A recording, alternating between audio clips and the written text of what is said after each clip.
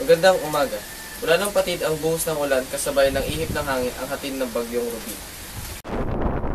Simula kaninang madaling araw ay bahagyanang lumakas ang hanging dala ng bagyong Ruby. Madilim pa rin ang kalangitan. Hindi man mapaminsala, ngunit nagdadala pa rin ng bahagyang takot sa mga residente rito. Maging ang mga hayop at insekto ay gumawa rin ng paraan upang makasilong mula sa bagyo.